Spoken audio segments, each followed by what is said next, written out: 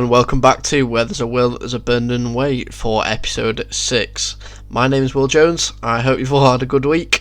You'll be pleased to hear it's been both football and action-packed week with lots to talk about. So let's get this show on the road. What's been happening this week then? Well, first of all, soon after episode 5 had been released, we had the Super Bowl, which I'm afraid I can't tell you much about, given my distinct lack of knowledge on the subject. Other than that, I know Tom Brady's Buccaneers won that, so congratulations to them. But let's get on to Monday and Bolton Wanderers, shall we? So Monday was a relatively quiet one, with only Ian Everett's pre-Morecambe presser in store. Limited developments emerged from that one, but it was good as always to get an update from the gaffer previewing the following night's game at the Reebok, or the Unibowl rather, as it's called. Sorry, I should call it that these days, but get into the habit of calling it the Reebok, as everybody still does. Anyway, Tuesday was a far more notable day of events. First of all, with the League 1 and 2 salary caps being withdrawn, allowing us to splash out if possible in the near future on wages, incentivising players to join us over other clubs who may or may not have such a big budget, particularly in this league. So definitely positive news where Bolton are concerned, without a doubt. Adam Lafondra also recorded 250 career goals on Tuesday after bagging for Mumbai City once again. 21 of those have come from whilst he was at Bolton over 3 different spells at the club. So congratulations, Alfie. But Tuesday was kind of all about match day, wasn't it? So let's get on to that. And there's obviously been no game in about 10 days at that point, following postponements at Mansfield and Salford. I think both the players and the fans were raring to go with that one. Only one change was made to the lineup from the one against Leyton Orient, with new signing MJ Williams starting in place of Kieran Lee, who was still self-isolating.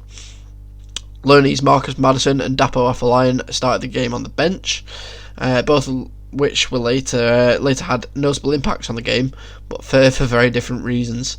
Bolton took the lead through Owen Doyle. Who else? That was his 11th of the season. But it was the second half that grabbed the headlines as Dapo and Madders were both brought on and introduced around the hour mark. They both started lively, with Dapo being the surprise package really, and he looked really promising. With kind of unfortunately Madders struggled to get into the game, and he then jumped into a challenge which bafflingly saw him sent off just 12 minutes into his debut. Very typical of us, almost too typical of his reputation, I think, which obviously didn't help the influence of the situation, particularly the way that the Morecambe players reacted. A nightmare start for Madders, though it was quickly realised that it was completely the wrong call. As I said, baffling before that, so only after seeing it on review. On first viewing it did look to be a red, to be fair, but having seen it back, absolutely not a chance. Can't obviously blame the referee too much, who it didn't have the second look, but it was a massive shame to lose Madders and a man in general, as that then cost us the lead.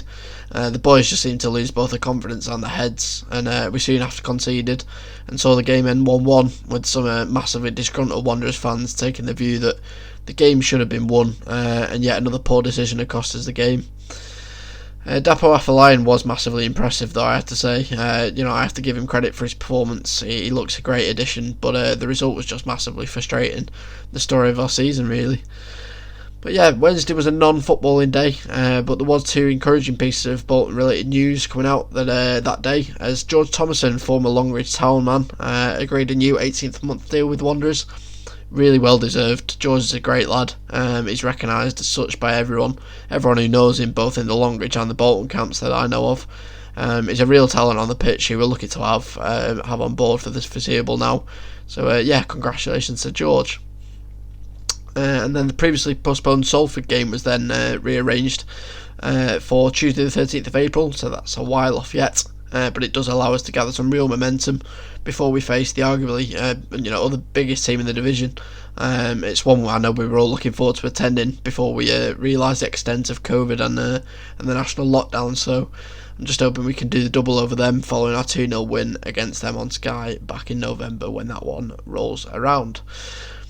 Thursday was yet another media-based day for Wanderers, with Ian Everett previewing the weekend's game against Stevenage yesterday at the time of recording, which we'll get onto shortly. But the main talking points from Everett's press conference were that Marcus Maddison's red card had been appealed. Harry Brockbank was out for a fortnight through injury, and Arthur Ganua had suffered a dislocated shoulder during Tuesday's game, but would be fit to face Stevenage, which was obviously good news. But later on Thursday, the outcome of that appeal of Marcus Maddison's red card was revealed, and the decision had been overturned. What a surprise. It's obviously great news going into Saturday's game, real squad strengthener and confidence booster both for him and the fans going into that one. So Friday it does tend to be a quiet one, as a calm before the storm, if you like, which it largely was, although we were teased by injured star man Dennis Politic on his Instagram that he was back out on the grass. Obviously great news, and possibly could even be nearing a return. How close that is anyone's guess, I'm afraid. I imagine it isn't as close as we'd all like it to be, but understandably so. It was, of course, an ACL, something which we can't afford to rushing back. Dennis. We've had a bad track record for rushing players back, so I'd like to think we'll take our time with Dennis, getting back up to speed, in good time, and see him come back as the complete player that he is, if not stronger than before. So exciting times there. And then the Mansfield game was then rearranged for the third time on Friday, with the game being pushed back to this coming Wednesday, 17th of February, at the unusual time of 5 o'clock, seemingly to limit the chance of the game being called off once again. Hopefully it isn't, and we can get 3 points there and then. Let's get on to Saturday, shall we? Match day, Stevenage at home, one everyone was really looking forward to, including myself, with Madders back available for selection following what was a really encouraging team performance had it not been for the red card on Tuesday. Ian Evertfield, a really strong team, one I would have gone with personally as well. 4 changes from Tuesday with Marcus Maddison, Dapo, Gethin Jones and Declan John all coming in for Arthur Ganua, Harry Brockbank, Lloyd Isgrove and Ben Jackson. The mutual feeling amongst the fans on social media seemed to be that it was kind of a case of if we don't win that with that team, then we never will, which I was inclined to agree with, and so we managed to do, but not without complication. Yet again, another red card, unbelievably, but a crucial 1-0 win for the Whites nevertheless. It was Declan John, of all the players, with his first goal for the club on his first start, an absolute cracker from the edge of the box early on, which beat the Stevenage keeper for power all ends up. And we never let off after that, really. Dapo was great once again, but Madders, unfortunately, he struggled to get into the game. He did okay, but yeah, it wasn't the best of games for him. I'm hoping he'll grow into it as he gets more game time. But yeah, it was MJ Williams who was the supposed offender this time round, which Trevor Kettle sent off with just over 10 minutes to go. It was like deja vu almost, from Tuesday. It's the 5th Bolton player Kettle has sent off in his last 6 games. I think that's just absolutely ridiculous. Doesn't sit right with me at all. Shockingly, again, on review, it wasn't the right decision. I fully expect us to appeal it and win the appeal, to be honest. It will be the 3rd one in as many weeks if it is. It's becoming slightly alarming how quick these referees are to send our players off at the moment, almost suspiciously so. Anyway, I'll say no more before I get myself into trouble with that. But yeah, I'm glad we were able to hold on to the 3 points, as I think there would have been absolute mayhem had the same thing happened as it did on Tuesday. But anyway, yeah, hopefully that'll be rescinded, as I said, as expected. Again, I can't believe I'm saying that, but I am. And that we get another 3 points at Mansfield on Wednesday, if we can get it on, of course. If they can get it on, rather. I fear a serious meltdown if they can't, but yeah, fingers crossed for that one.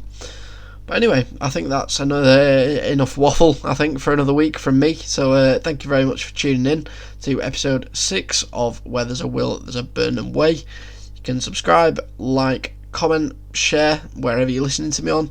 And you can tweet me at WTAWTABW or on at WIL1J for content-based queries. And you can also email me at on WTAWTABW@gmail.com for all business inquiries. So as I say, thank you very much for listening to episode 6 of Where There's a Will, There's a Burnden Way. And I will catch you next week on Sunday the 21st of February for episode 6. Bye now.